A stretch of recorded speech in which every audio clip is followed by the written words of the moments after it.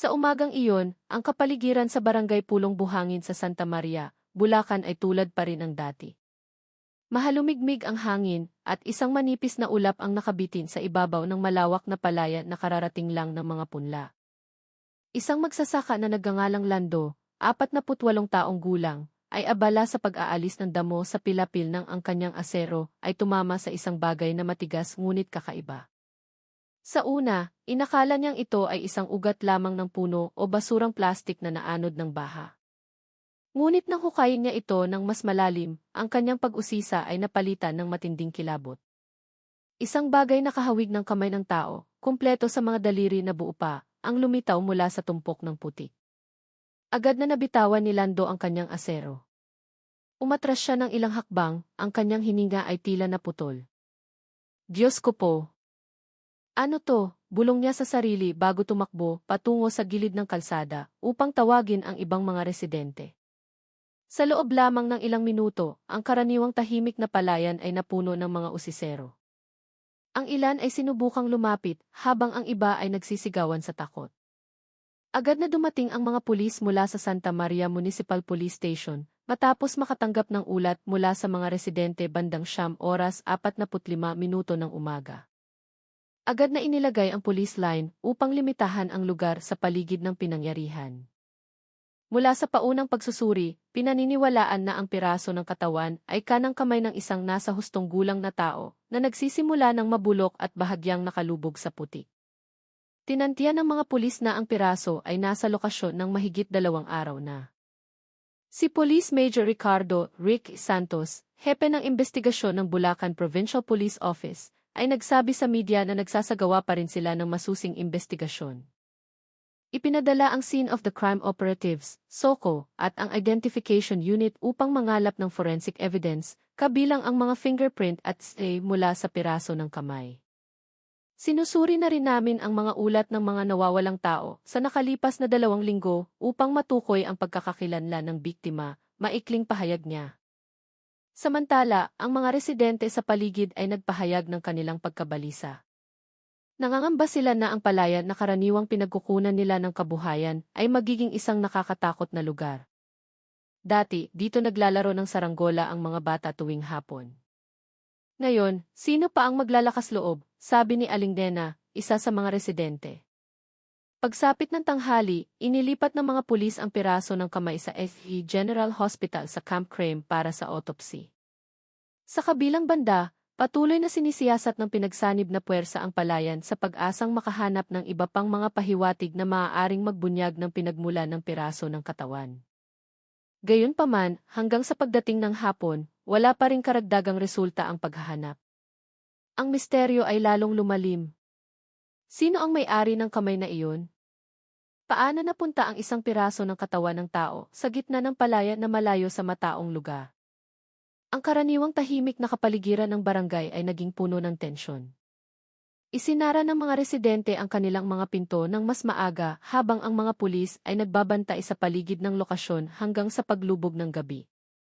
Wala pang inilalabas na konklusyon ang pulisya, ngunit tiniyak nila na magpapatuloy ang investigasyon. Dumating ang gabi, ngunit ang kapaligiran sa paligid ng palayan sa Pulong Buhangin ay hindi tulad ng dati.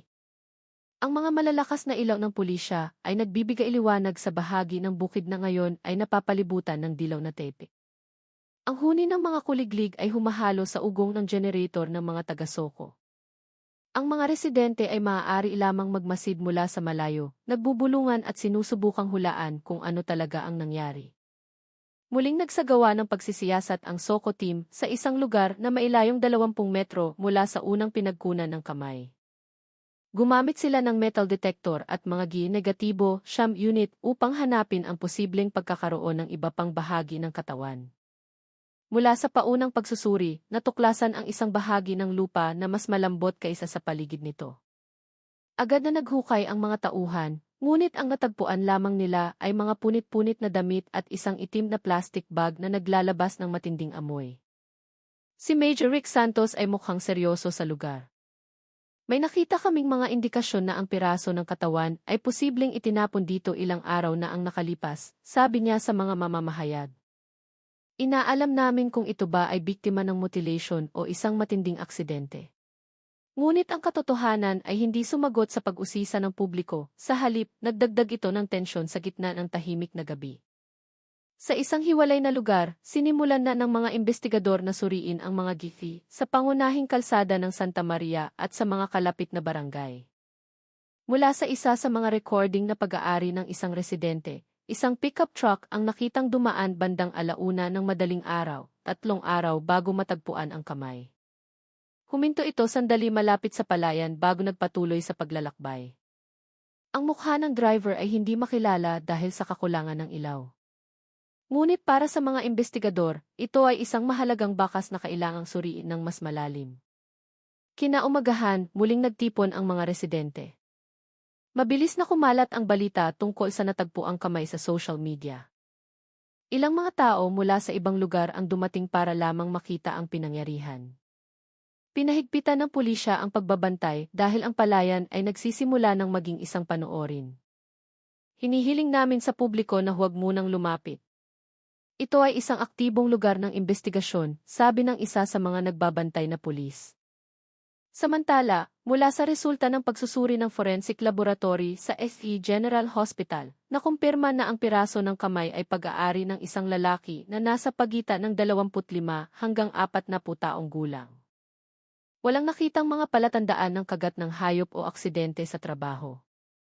Ang hiwa ay mukhang malinis, tulad ng ginamitan ng isang matalas na bagay. Ito ay nagpatibay sa hinala na ang kaso ay may kinalaman sa isang krimen. Nang malaman ito, agad na bumuo ang pulisya ng isang espesyal na task force na pinagsanib na puwersa ng SID at Bulacan. Sinimulan nilang suriin ang mga ulat ng mga nawawalang tao sa mga lugar ng Bulacan, Rizal at Metro Manila. Mula sa paunang datos, may 3 ulat ng mga lalaking nawawala sa nakalipas na 2 linggo. Isa sa kanila ay isang empleyado ng talyer na nagngangalang Marco Reyes na iniulat na hindi umuwi mula noong Biyernes ng gabi. Agad na ipinatawag ang pamilya ni Marco upang magbigay ng FET sample para ihambing sa resulta ng laboratorio. Ang kanyang ina ay mukhang nanghihina at patuloy na umiiyak sa harap ng mga pulis. Ang huling paalam ng anak ko ay makikipagkita lang daw siya sa kaibigan niya, pero hanggang ngayon hindi pa siya umuuwi, sabi niya na nanginginig ang boses. Hindi pa makumpirma ng pulisya ang koneksyon sa pagitan ni Marco at ng natagpuang kamay. Gayunpaman, pinabilis ang proseso ng pagkakakilanlan dahil sa pagkakahawig ng pisikal na katangian ng biktima. Pagsapit ng hapon, lalong tumindi ang tensyon. Ilang residente ang nagulat ng masamang amoy na nagmumula sa isang kanal ng irigasyon sa kanlurang bahagi ng palayan. Agad na kumilos ang mga pulis upang siyasatin ang pinagmulan ng amoy. Isang negatibo siyamdog ang malakas na tumahol sa isang punto malapit sa isang tumpok ng basang dayami. Maingat na naghukay ang mga tauhan habang ang mga residente ay nagpipigil ng hininga sa di kalayuan.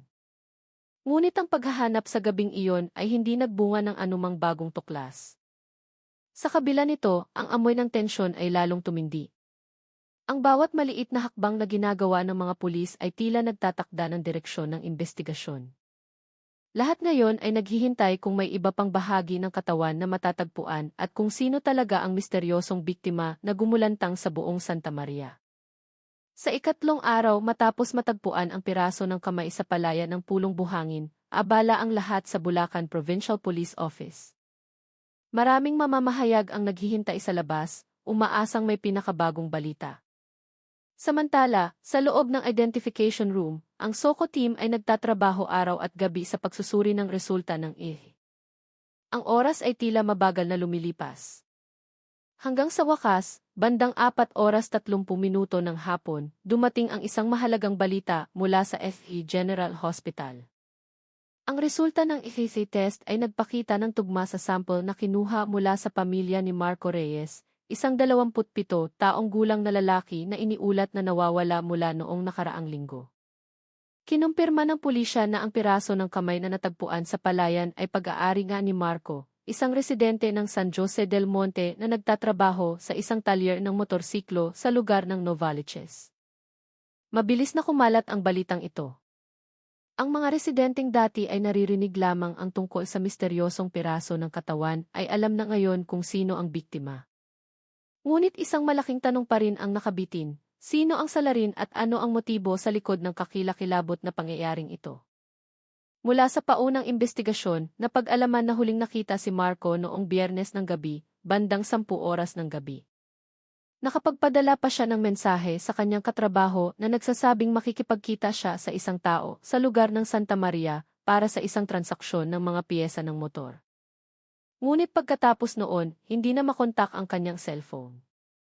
Sinuri ng pulisya ang kasaysayan ng kanyang komunikasyon sa cellphone na matagumpay na naibalik mula sa cloud system. Dito natagpuan ang ilang kahina-hinalang pag-uusap sa isang taong nagngangalang Paolo. Sa huling chat, hiniling ni Paolo kay Marco na pumunta sa isang liblib na lokasyon malapit sa palayan ng Pulong Buhangin. Ang mensaheng iyon ay naging bagong susi para sa mga investigador. Agad na pinuntahan ng SID team ang bahay ni Paolo. Ngunit hindi na nila natagpuan ang lalaki. Sinabi ng mga kapitbahay na umalis si Paolo 2 araw matapos lumabas ang balita tungkol sa natagpuang piraso ng kamay. Nakita siyang nagmamadali, may dalang malaking bag at nagmamaneho ng motorsiklong walang plaka. Itinuring siya ng pulisya bilang pangunahing person of interest na ngayon ay pinaghahanap na. Sa lokasyon kung saan natagpuan ang kamay, muling isinagawa ang pagsisiyasat sa tulong ng AC team at B-negatibo siyam units. Sinundan nila ang daloy ng isang maliit na sapa na patungo sa likuran ng palayan. Humigit kumulang 300 metro mula sa unang lokasyon, natagpuan ng team ang isang malaking itim na plastic bag na nakasabit sa mga sanga ng kawayan. Nang buksan ito, agad na kumalat ang masangsang na amoy. Sa loob nito, mayroong mga tira-tirang damit, mga piraso ng straw, at mga tuyong mansa ng dugo. Agad na kinuha ang mga ito bilang bagong ebidensya. Samantala, ang mga katrabaho ni Marco sa talyer ay nagulat. Kilala nila si Marco bilang isang tahimik na tao at bihirang magkaroon ng problema. Mabait na bata yan, hindi nakikipag-away. Pero nitong mga huling araw, nagkwento siya na gusto niyang magtayo ng sariling negosyo at mayroon daw gustong makipag-partner sa kanya. Hindi namin alam kung sino yung taong iyon, sabi ni Rian, isang kasamahan sa talyer. Mula sa pahayag na iyon, hinala ng pulisya na ang motibo ng pagpatay ay maaaring may kinalaman sa negosyo o utang. Ilang araw bago ang insidente, nag-withdraw din si Marco ng malaking halaga ng pera, humigit kumulang 50,000 mula sa kanyang personal na account. Ang pera ay hindi pa natatagpuan hanggang ngayon. Sa kabilang banda, ang pamilya ni Marco ay maaari lamang maghintay sa proseso ng investigasyon. Ang kanyang ina, si Nanay Elena, ay hindi napigilang umiyak nang dumating ang mga pulis upang magbigay ng opisyal na balita. Gusto ko lang malaman kung bakit nagkaganito ang anak ko. Pakiusap, sir, hulihin niyo ang gumawa nito sa anak ko, pakiusap niya sa harap ng media. Nangako ang pulisya na imbestigahan ang kaso hanggang sa dulo. Ang paghahanap kay Paolo ay pinalawak na ngayon sa mga lugar ng Rizal at Quezon City sa pakikipagtulungan ng mga lokal na pulisya. Tinutuntun din ng team ang motorsiklong ginamit ni Paolo mula sa mga recording ng TV sa mga highway. Sa gabing iyon, nagtipon ang mga reporter mula sa iba't ibang media outlet sa lokasyon upang iulat ang pinakabagong mga kaganapan.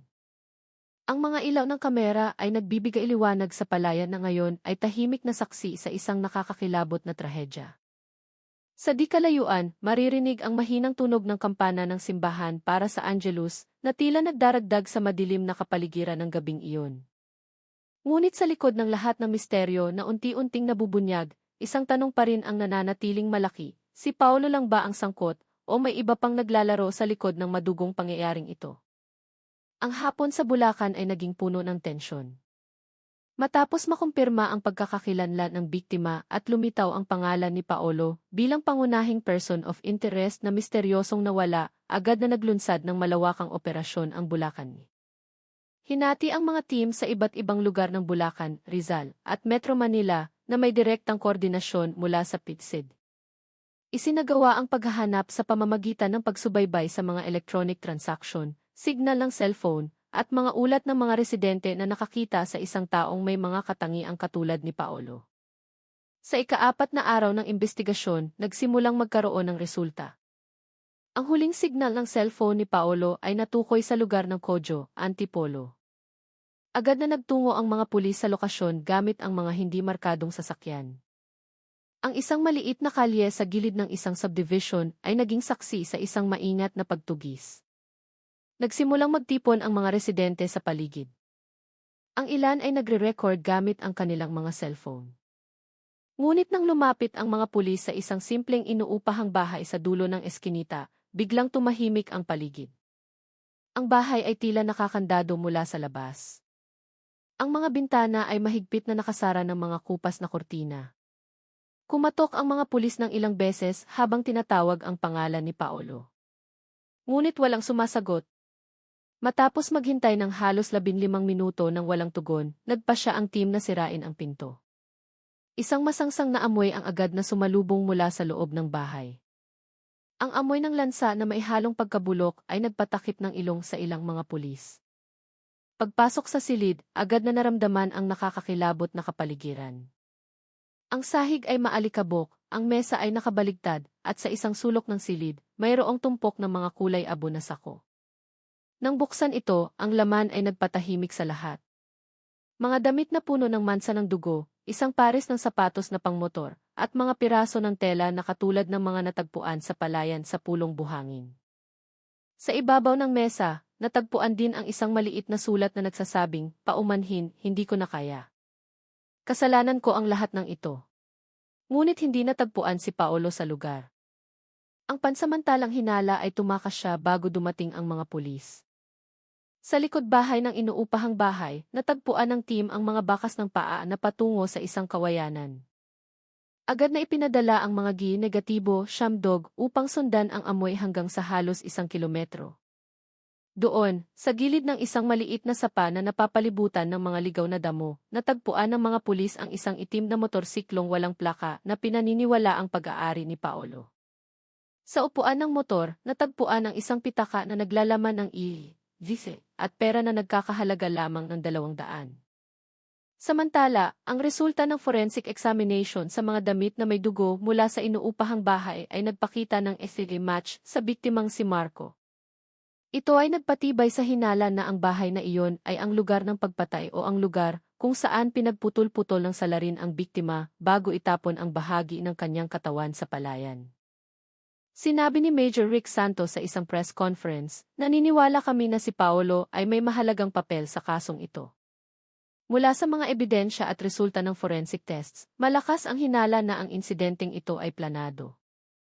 Ang motibo ay patuloy naming sinisiyasat, ngunit malamang na may kinalaman ito sa personal na problema at utang. Ngunit lalong lumalim ang misteryo ng matagpuan ng pulisya, ang isa pang bagay sa inuupahang bahay na iyon, isang maliit na pulang flash drive na nakatago sa ilalim ng kutson. Ang laman nito ay nagpagulat sa mga investigador. Mayroon itong ilang mga larawan at maikling video na nagpapakita kina Marco at Paolo na nag-uusap sa isang talyer sa gabi. Sa isa sa mga video, narinig si Marco na nagsasabi, "Kung hindi ka magbabayad ngayong gabi, ere-report kita."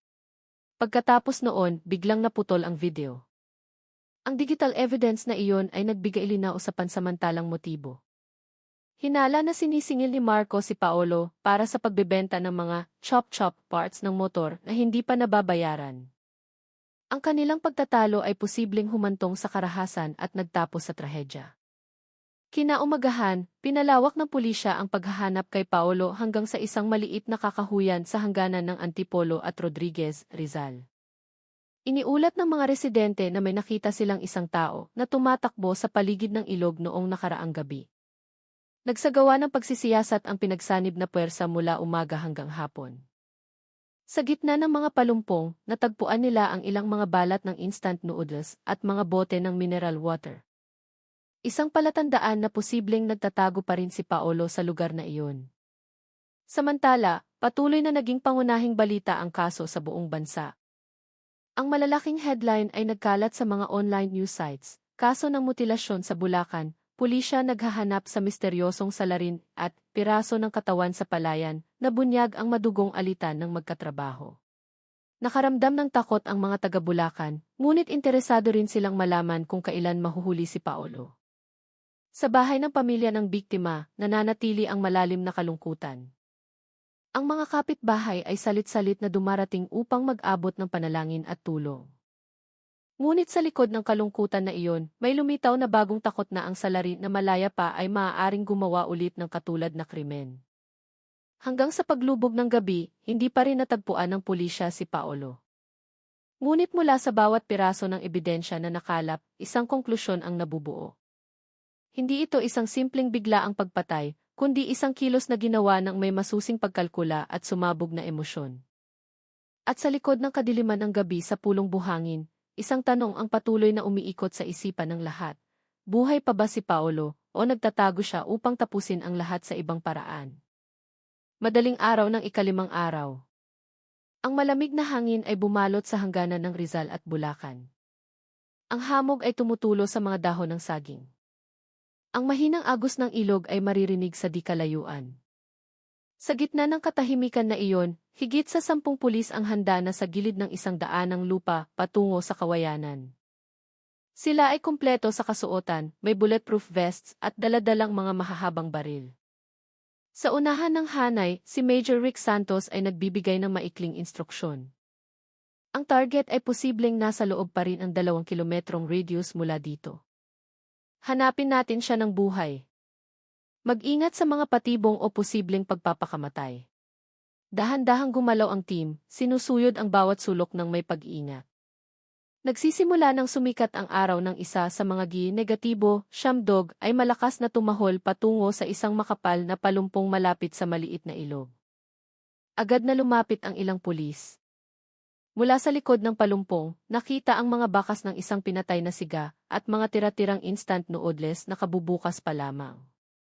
Isang malakas na palatandaan na may nagtago nga doon kagabi. Hindi nagtagal, isang residente na naghahanap ng damo ang nagulat na nakita niya ang anino ng isang lalaki na tumawid patungo sa isang sagingan sa likod ng maliit na burol. Agad na pinalibutan ng mga pulis ang lugar na iyon. Narinig ang mga nagmamadaling yapak. Isang sanga ang nabali at pagkatapos ay isang sigaw na ihinto, ang umalingaw sa hangin. Mula sa likod ng mga puno, isang lalaking marumi ang damit at gusot ang mukha ang tumakbo ng mabilis. Siya si Paolo. Naging maigting ang paghabol. Tumakbo si Paolo sa isang maliit na kanal, tumalon sa isang troso, ngunit sa huli ay natisod sa isang malaking bato at bumagsak. Agad siyang pinalibutan ng mga pulis, nakatutok ang mga baril. Ngunit hindi lumaban si Paolo. Nanatili siyang tahimik, nanginginig ang katawan at nakataas ang mga kamay. Hindi ko po. Hindi ko sinasadya, sabi niya na paos ang boses. Matapos mahuli, dinala si Paolo sa Bulacan East para sa masusing investigasyon. Sa interrogation room, mukha siyang mahina, maputla ang mukha at blanko ang mga mata. Sa mga investigador, sa wakas ay inamin ni Paolo ang lahat ng nangyari noong gabing iyon. Sila ni Marco ay nagkaroon nga ng alitan tungkol sa pera mula sa pagbebenta ng mga chop-chop parts ng motor. Inamin ni Paolo na matagal na siyang baon sa utang habang si Marco ay ginigipit siya na magbayad agad. Sa gabi ng insidente, pumunta si Marco sa inuupahang bahay ni Paolo para maningil. Nagkaroon sila ng matinding pagtatalo hanggang sa nagtulakan. Sa sobrang galit at pressure, kinuha ni Paolo ang isang maliit na itak na karaniwang ginagamit niya sa pagputol ng kahoy. Ang pagtatalo ay naging isang trahedya.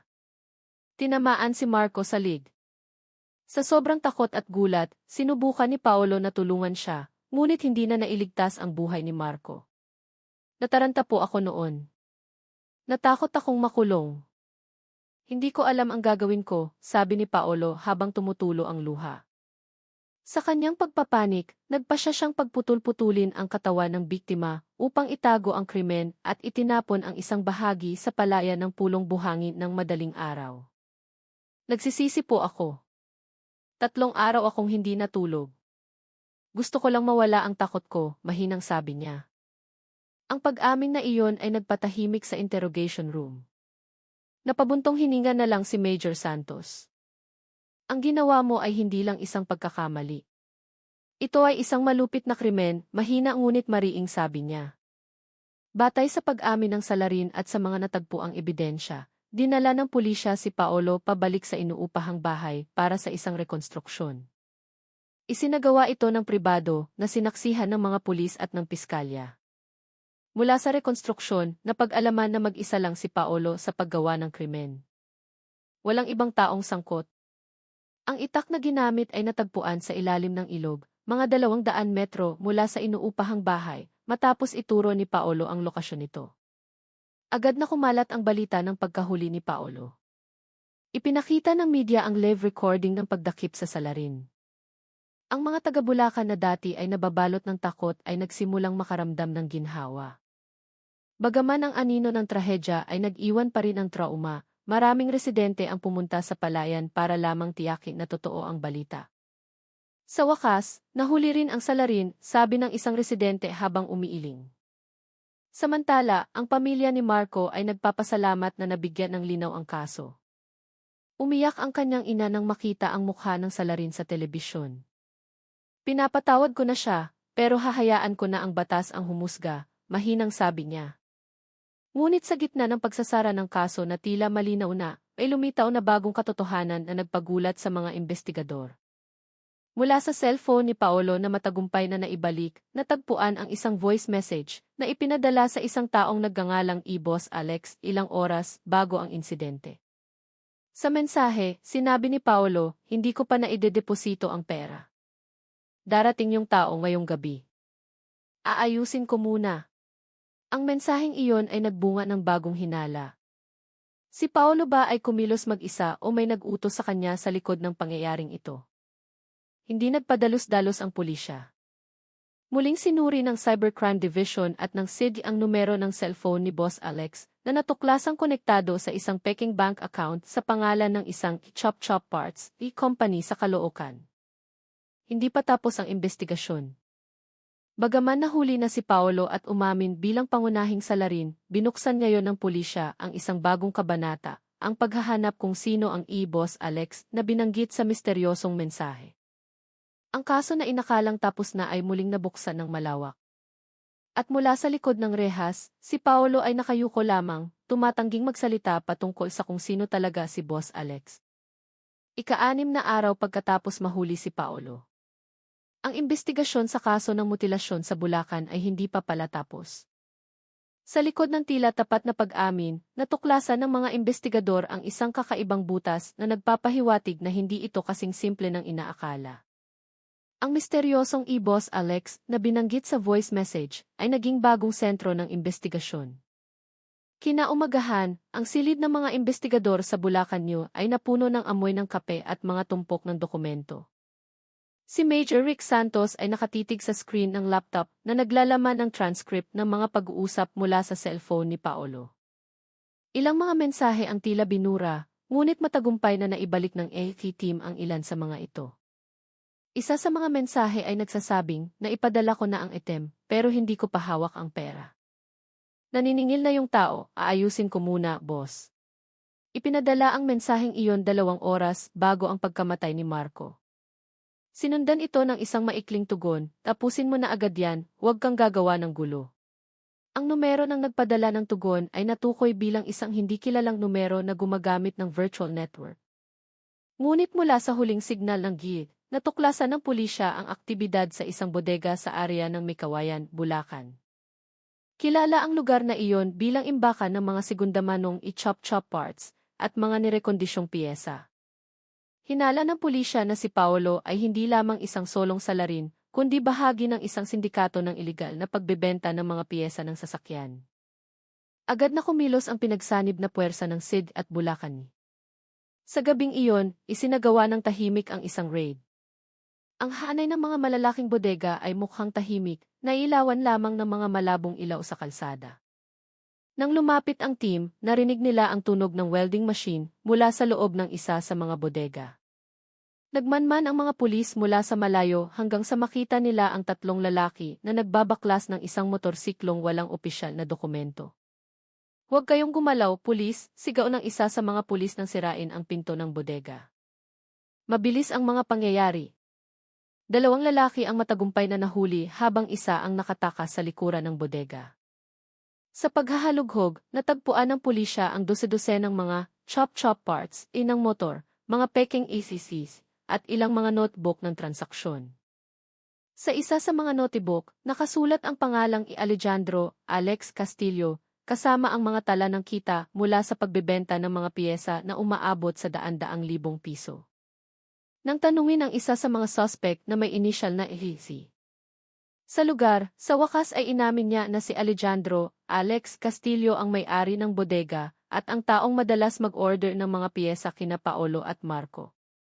Madalas kaming utusan na mag-remit agad ng pera kapag may malaking buyer. Kapag na-late, grabe kaming pagalitan, sabi ni AC. Na maputla ang mukha. Ang pangalang iyon ay agad na naitala at naging pangunahing target. Tinunto ng pulisya ang kinaroroonan ni Castillo sa pamamagitan ng data ng sasakyan at mga talaan ng transaksyon sa bangko. Ang resulta ay nakakagulat. Ang kanyang bank account ay madalas na tumatanggap ng malalaking transfer mula sa ilang mga talyer sa Metro Manila at Bulacan. Ngunit ang mas kahina-hinala, si Castillo pala ay nakulong na ng 2 taon dahil sa kaso ng estafa noong 2018. Kinaumagahan, isinagawa ang isang operasyon sa tahanan ni Castillo sa lugar ng Marilao. Ang malaking bahay na may minimalistang disenyo ay mukhang tahimik. Ngunit nang sirain ng mga pulis ang gate, natagpuan nila ang isang pickup truck na katulad ng na-record sa TV na dumaan sa pulong buhangin sa gabi bago matagpuan ang piraso ng kamay. Sa loob ng sasakyan, natagpuan ng pulisya ang mga tuyong mansa ng dugo at mga piraso ng itim na plastik na katulad ng ginamit sa pagbalot ng katawan ng biktima. Ang ebidensyang iyon ay nagpatibay sa hinala ng pagkakasangkot ni Castillo sa kaso. Ngunit, tumakas na ang lalaki 2 araw na ang nakalipas. Agad na naglabas ang SID ng isang wanted poster at isinara ang lahat ng posibleng labasan sa paligid. Sa isang press conference, iginiit ni Major Santos, mula sa pinakabagong investigasyon, hinala namin na ang kasong ito ay hindi lamang isang simpleng pagpatay dahil sa galit, kundi may kaugnayan sa isang mas malaking iligal na aktibidad. Si Paolo ay posibleng bahagi lamang ng isang kadena ng utos. Samantala, si Paolo, na nakarinig ng balita tungkol sa paglalabas ng wanted poster para kay Boss Alex, ay mukhang nabigla. Sa kanyang selda, umiyak siya at paulit-ulit na nagsabing, ayoko siyang patayin. Natakot lang ako sa boss. Muling inimbestigahan ng pulisya si Paolo upang alamin ang mas malalim na papel ni Castillo. Inamin niya na si Marco ay nagbanta na ibubunyag ang kanilang iligal na negosyo ng mga nakauna piyesa kung hindi siya babayaran. Nagbanta pa si Marco na isusumbong sila sa pulisya. Dahil dito, ginipit ni Castillo si Paolo na ayusin ang problema kay Marco. Ang pag-amin na iyon ay nagbago sa kaso at naging isang hinala ng planadong pagpatay na may pagkakasangkot ng ibang tao. Inaalam ngayon ng pulisya ang posibilidad na si Castillo ang nag-ayos ng senaryo upang patahimikin si Marco para protektahan ang kanyang iligal na sindikato. Habang nagpapatuloy ang investigasyon, muling bumalot ang takot sa Bulacan. Ang mga residente sa paligid ng pulong buhangin ay takot pa ring dumaan sa palayan na naging lugar kung saan natagpuan ang piraso ng kamay. Ilang residente pa ang nagsabing nakakarinig sila ng mga kakaibang tunog sa gabi mula sa direksyon ng palayan. Bagaman isinara na ng pulisya ang lugar sa loob ng 1 linggo, muling naging maingay ang social media sa mga teorya at tsismis. May nagsabing si Castillo ay nakatakas na sa ibang bansa. Mayroon ding nagsasabing nagtatago pa rin siya sa mga kakahuyan ng Sierra Madre. Ngunit hindi tumigil ang pulisya. Sa ika-7 gabi matapos matagpuan ang piraso ng katawan, muling kumilos ang pinagsanib na puwersa patungo sa isang lumang minahan sa hangganan ng Bulacan at Rizal. Mula sa pagsubaybay, ang signal ng cellphone ni Castillo ay naging aktibo sa loob ng 2 minuto sa lugar na iyon. Nang lumapit ang team sa abandonadong minahan, nakita nila ang mga bakas ng gulong ng sasakyan at mga bagong yapak sa basang lupa. Itinutok ang mga flashlight sa isang madilim na butas ng minahan. Malakas ang amoy ng gasolina. Nang mas lumapit ang isang pulis, nakita ang isang kulay abong pickup truck na bahagyang natatakpan ng mga halaman. Sa loob, isang lalaki ang nakahandusay, may tama ng baril sa dibdib at isang baril sa kanang kamay. Matapos suriin, kinumpirma ang pagkakakilanlan ng lalaki bilang si Alejandro Alex Castillo. Sa tabi ng kanyang katawan, natagpuan ang isang maikling sulat na nagsasabing, huli na ang lahat, huwag niyo nang hanapin ang iba. Ang kaso na dating nababalot ng misteryo ay unti-unting nagkaroon ng katapusan. Ngunit para sa pulisya, hindi pa tapos ang investigasyon. Mula sa cellphone ni Castillo, natagpuan ang isang listahan ng iba pang mga kontak. Ang ilan sa kanila ay mga may-ari ng malalaking talyer sa buong Metro Manila at kalapit na probinsya. Isang malakas na indikasyon na ang sindikato ng iligal na pagbebenta ng piyesa ay mas malawak pa kaysa sa inaakala. Sa gabing iyon, si Major Santos ay nakatayo sa gilid ng madilim na minahan, pinagmamasdan ang katawan ni Castillo na dinadala na ng mga medical personnel. Sinabi niya, ang kasong ito ay hindi lamang tungkol sa pagpatay, kundi tungkol sa isang sistema ng krimen na lumalamon sa sinumang masangkot dito. At mula sa likod ng hamog ng gabi sa pulong buhangin, ang kaso ng mutilasyon na gumulantang sa Bulacan ay nagbukas ng isa pang mukha ng madilim na mundo ng iligal na kalakalan, isang lugar kung saan ang pera, banta, at buhay ay magkakaugnay sa isang nakamamatay na siklo. Dahan-dahang bumuhos ang ulan sa buong Bulacan. Halos 2 linggo na ang lumipas mula nang matagpuan ang piraso ng kamay ng tao sa palayan ng pulong buhangin na yumanig sa publiko. Ang kaso na nagsimula sa isang simpleng pagtuklas ng isang magsasaka ay naging isa sa pinakakomplikadong investigasyon sa krimen sa taong ito. Bagaman natagpo ang patay si Alejandro Alex Castillo dahil sa pagpapakamatay sa isang lumang minahan, ang madilim na kwento sa likod ng kanyang sindikato ay malayo pa sa pagtatapos. Kinaumagahan, muling naging abala ang SID office sa Bulacan.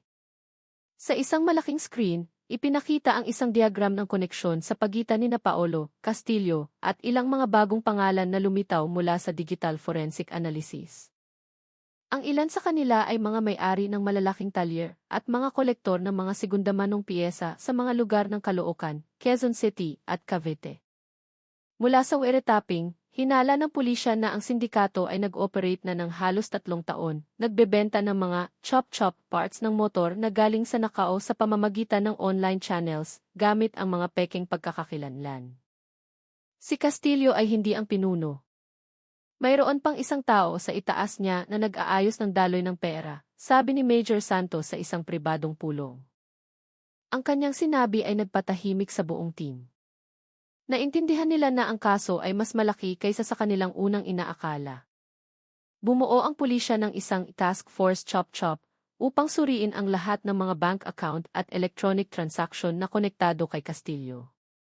Sa loob ng 1 linggo, matagumpay na nahuli ng team ang 2 bagong suspect, si Nagi at Ew. Sila ay malalaking distributor ng mga chop-chop parts na madalas na nakikipag-ugnayan kay Castillo. Mula sa kanila, nasamsam ng pulisya ang 480,000 na cash, ilang mga dokumento ng pagpapadala sa ibang probinsya, at 3 laptop na naglalaman ng datos ng mga iligal na transaksyon. Habang lumalawak ang investigasyon, si Paolo, na ngayon ay pangunahing bilanggo, ay nagpakita ng malaking pagbabago. Ang kanyang mukha ay mas kalmado na ngayon. Ngunit paminsan-minsan, tumitingin siya ng blanko sa bintana ng kanyang selda. Sa isang karagdagang panayam, inamin niyang hindi niya inakala na hahantong sa trahedya ang lahat. Gusto ko lang makaalis sa pressure. Mahigpit si boss, sir. Kapag nalate ako sa remittance, tinatakot niya ako. Natakot ako, mahinang sabi niya.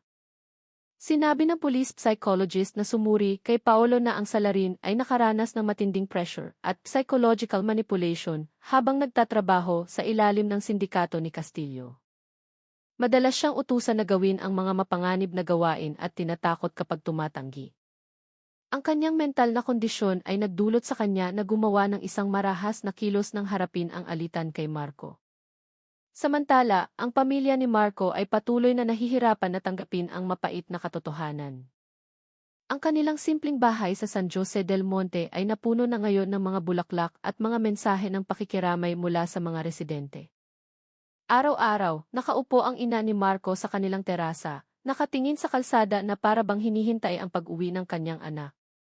Kung buhay lang siya, siguradong tinutulungan na niya ako sa pagtitinda ng lugaw dito sa harap ng bahay. Mahinang sabi niya habang hinahaplos ang larawan ni Marco na nakangiti sa isang maliit na altar. Ngunit may isang hindi inaasahang nangyari ilang araw pagkatapos. Isang residente na nagtatrabaho bilang parking attendant sa isang palengke sa Balintawak ang nag-ulat sa pulisya na nakilala niya ang mukha ng isa sa mga lalaki sa wanted poster ng sindikato ni Castillo na ipinakita sa telebisyon. Ayon sa kanya, madalas na pumupunta ang lalaki sa palengke na may dalang mga kahon na naglalaman ng mga piyesa ng motor, nagpapakilalang isang ahente ng mga segundamanong gamit. Agad na kumilos ang pulisya. At totoo nga, ang lalaki ay si Tonyo, ang kanang kamay ni Castillo na matagal nang pinaghahanap. Sinubukan niyang tumakas sa likuran ng palengke, ngunit matagumpay siyang nahuli matapos ang isang maikling habulan sa mga pulis na nakasibilyan. Mula sa investigasyon, inamin ni Tonyo na ang kanilang sindikato ay mayroon pang isang pinuno. Isang taong tinatawag nilang Ki-in. SE na siyang nag-aayos ng daloy ng pera at ng distribusyon ng mga piyesa sa labas ng Luzon. Ang pangalang iyon ay naging bagong focus ng investigasyon. Ang digital footprint ni Emily ay natukoy na patungo sa isang malaking kumpanya ng kargamento sa Laguna. Ang kumpanya ay naging legal na front para sa pagpapadala ng mga nakauna piyesa sa ibang rehiyon. Nasamsam ng pulisya ang 12 ng mga container na naglalaman ng mga piyesa na walang opisyal na dokumento. Ang kaso ay pumasok sa isang malaking yugto. Ginawa itong pangunahing balita ng national media. Misteryo ng piraso ng katawan sa Bulacan, nabunyag ang madilim na sindikato ng mga nakauna piyesa. Sinabi ni Major Santos sa isang eksklusibong panayam, ang kasong ito ay nagpapakita na ang isang krimen ay maaaring maging pinto upang mabuksan ang isang mas malawak na sindikato. Kung hindi dahil sa katapangan ng mga residenteng mag-ulat at sa kasipagan ng aming team, marahil ay mananatiling nakatago ang lahat. Ilang linggo pagkatapos, unti-unting bumalik sa normal ang kapaligiran sa Pulong Buhangin. Ang police line sa paligid ng palayan ay tinanggal na. Ang mga magsasaka ay bumalik na sa kanilang mga bukid, bagaman mayroon pa ring takot sa tuwing naaalala nila ang insidente. Sa lugar kung saan natagpuan ang piraso ng kamay, naglagay ang mga residente ng isang kahoy na krus na may nakasulat na panalangin para kay Marco. Naway maging payapa ka sa kabilang buhay. Samantala, si Paolo, na ngayon ay isang mahalagang saksi, ay inilipat sa SID Detention Facility. Pumayag siyang makipagtulungan upang ibunyag ang malaking sindikato sa likod ng kasong ito. Sa isa sa mga huling sesyon ng investigasyon, mahinang sinabi ni Paolo kay Major Santos, "Isa lang po ang hiilingin ko, sir. Kapag tapos na ang lahat ng ito, pakisabi po sa nanay ni Marco na humihingi ako ng tawad. Ayokong kamuhian niya ako habang buhay." Nang marinig iyon, matagal na natahimik si Major Santos. Tiningnan niya ang nakayukong mukha at maikling sumagot, ang katotohanan ay maaaring huli nang dumating, ngunit kailangan pa ring ipatupad. Kinuha mo ang buhay ng isang tao, ngunit kung gusto mong pagbayaran ito sa pamamagitan ng katapatan, iyan ang unang hakbang. Sa labas, ang langit sa Bulacan ay kulay kahel. Nire-record ng mga kamera ng balita ang paglabas ni Major Santos mula sa gusali na may pagod na mukha. Sa likuran niya, umalingaungaw ang tunog ng kampana ng simbahan para sa Angelus, na para bang isang pagtatapos sa isang madilim na kabanata na sa wakas ay natagpuan ang daan patungo sa hustisya. Ngunit isang bagay ang nanatiling malinaw, ang trahedya sa palayan ng Pulong Buhangin ay hindi lamang isang kwento ng pagpatay. Ito ay isang pinto sa pagbubunyag ng madilim na mundo sa likod ng negosyo ng ilegal na mga piyesa ng sasakyan, isang mundo kung saan nagtatagpo ang kasakiman, pressure, at pagsisisi sa isang madugong pangyayari na matagal na aalalahanin ng mga taga-Bulacan. 6 na buwan pagkatapos ibaba ang hatol sa korte, unti-unting bumalik sa dati ang buhay. Ngunit sa likod ng katahimikan na iyon, mayroon pa ring mga mahahabang bakas na iniwan ng trahedya sa palayan ng Pulong Buhangin. Ang kaso na nagsimula sa pagkatuklas ng isang piraso ng kamay ng tao ay naging isang simbolo, hindi lamang ng karahasan at krimen, kundi pati na rin ang kung paano bumangon ang isang komunidad mula sa trauma at natutong harapin ang hinaharap ng may mas maingat na puso. Ang umaga sa Pulong Buhangin ay muling napuno ng amoy ng basang lupa at ng huni ng mga kuliglig sa pagitan ng mga tangkay ng palay. Dala-dala ng mga magsasaka ang kanilang mga asero, nagtatakbuhan ang mga bata sa pilapil, at ang buhay ay tila normal. Ngunit para sa mga nakasaksi mismo ng pangyayaring iyon, ang alaala ng nakakatakot na araw na iyon ay nananatiling malalim. Ginawa ng mga residente ang lugar kung saan natagpuan ang piraso ng kamay bilang isang maliit na alaala. Doon nakatayo ang isang simpleng monumento na gawa sa bato mula sa ilog na may nakaukit na, dito nagsimula ang katotohanan. Naway hindi tumigil ang hustisya sa lupaing ito. Tuwing unang araw ng buwan, nagtitipon ang mga residente upang mag-alay ng bulaklak at magdasal. Hindi para alalahanin ang dugong dumanak, kundi para ipaalala kung gaano kanipis ang pagitan ng buhay at kamatayan, ng kasakiman at pagsisisi. Ang kaso sa pulong buhangin ay nag-udyok sa pulisya at sa lokal na pamahalaan na kumilos ng mas mabilis laban sa laganap na kalakalan ng mga iligal na chop-chop parts na dati ay minamaliit. Sa isang espesyal na pulong sa munisipyo ng Santa Maria, nilagdaan ng alkalde at ng hepe ng pulisya ang isang Memorandum of Agreement para bumuo ng isang task force para sa legal na operasyon ng mga piyesa ng sasakyan. Inayos ng programa ang muling pagpaparehistro ng lahat ng talyer at kolektor ng mga piyesa at pinahigpitan ang mga permit para sa distribusyon ng mga segundamanong gamit. Bawat chop-chop part ay kailangan na ngayong may kasamang opisyal na dokumento ng pagbili. Bumuo pa ang pulisya ng isang sistema ng mabilis na pag-ulat sa pamamagitan ng isang app na Sumbong Talyer upang direktang maireport ng komunidad ang mga kahina-hinalang aktibidad. Ang hakbang na ito ay nagbunga ng positibong resulta. Sa loob ng 3 buwan, matagumpay na naipasara ng mga otoridad ang mahigit 200 talyer na walang lisensya sa lugar ng Bulacan at mga kalapit na bayan. Bumaba rin ng malaki ang bilang ng mga ulat ng pagnanakaw ng sasakyan. Para sa mga residente, ito ay isang patunay na hindi na sayang ang nangyaring trahedya. Na ang dugo ni Marco ay nagbunga ng tunay na pagbabago. Sa isang simpleng bahay sa San Jose del Monte, patuloy na namumuhay ng tahimik si Nanay Elena. Tuwing umaga, binubuksan niya ang kanyang maliit na karinderya sa harap ng bahay, nagbebenta ng lugaw at mga pritong pagkain tulad ng dati. Sa dingding ng kanyang karinderya, nakasabit ang isang larawan ni Marco na nakangiti at suot ang kanyang asul na uniforme sa talyer. Ngayon, kapag may dumadaan, humihinto sila at sinasabing na sana po ay payapa na ang kaluluwa niya. Ang masasabi ko lang ay amen, mahinang sabi niya sa isang reporter na bumisita. Bagaman pinatawad na niya si Paolo, ang sugat sa kanyang puso ay hindi pa rin tuluyang gumagaling. Ngunit pinili niyang makipagpayapaan sa nakaraan. Nag-donate pa siya ng bahagi ng tulong pinansyal na ibinigay ng pamahalaan para sa pagtatayo ng monumento sa pulong buhangin. Para malaman ng mga bata na ang galit at kasakiman ay maaaring sumira ng lahat, mahinang sabi niya. Samantala, sa likod ng rehas ng bilibid, pinagdurusahan ni Paolo ang kanyang habambuhay na pagkabilanggo. Ang kanyang mga araw ay ginugugol sa paggawaan ng mga bilanggo, nag-aayos ng mga sirang motorsiklo na donasyon mula sa labas. Kabalintunaan, ang trabahong iyon ang nagbalik sa kanya sa mundo na dating nagtulak sa kanya sa kasalanan. Sa isang eksklusibong panayam sa media, inamin ni Paolo ang kanyang pagsisisi.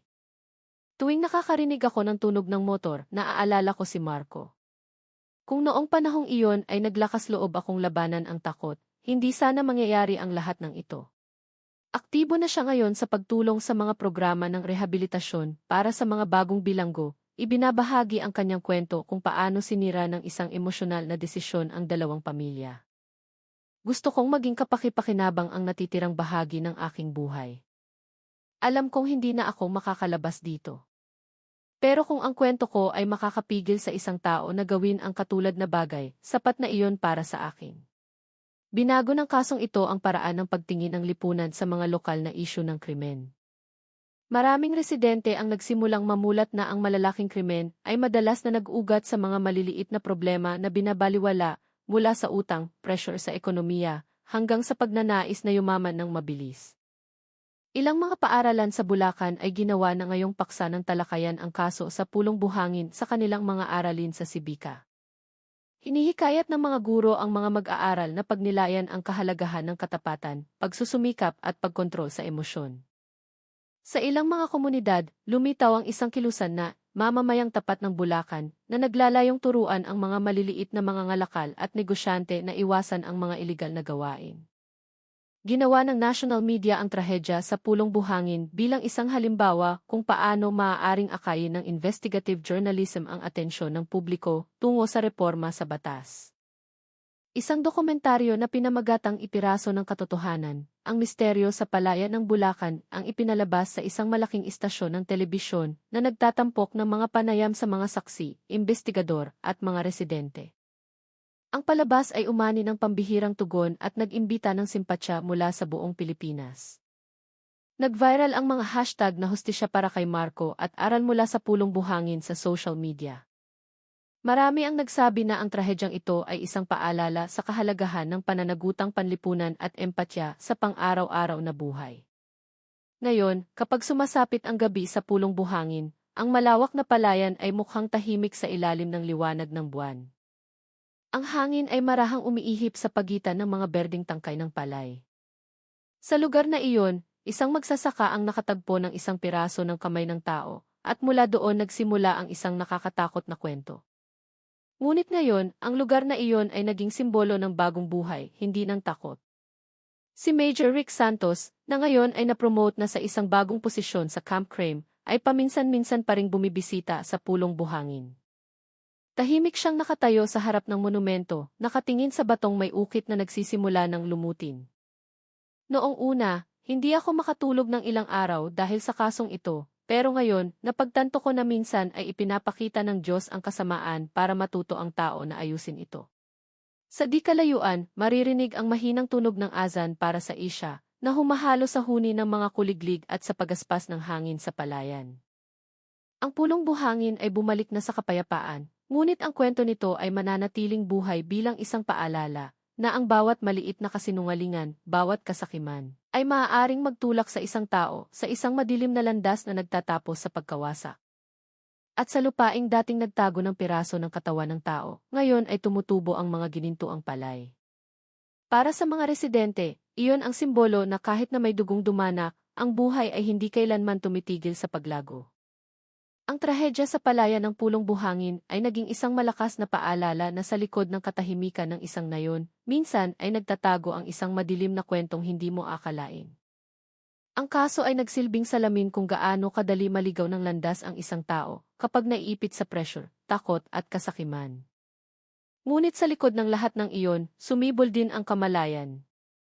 Ang trahedyang ito ay isang matinding paalala sa ating lahat na ang kadiliman ay hindi lamang para sa mga masasamang tao, kundi pati na rin sa mga nananahimik kapag nakakakita ng kawalang katarungan. Ang pulong buhangin ay naging isang simbolo, hindi ng takot, kundi ng kamalayan na bawat isa sa atin, gaano man kaliit ang ating papel, ay may pananagutan na pangalagaan ang moralidad at pagkatao sa ating kapaligiran. Ang kaso sa pulong buhangin, Bulacan ay sa wakas ay nabigyan ng ganap na kalinawan. Mula sa pagkatuklas ng isang piraso ng kamay ng tao sa palayan, isang mahabang investigasyon ang nagbunyag sa isang sindikato ng iligal na kalakalan ng mga piyesa na nagsangkot sa maraming tao at humantong sa pagpapatupad ng hustisya.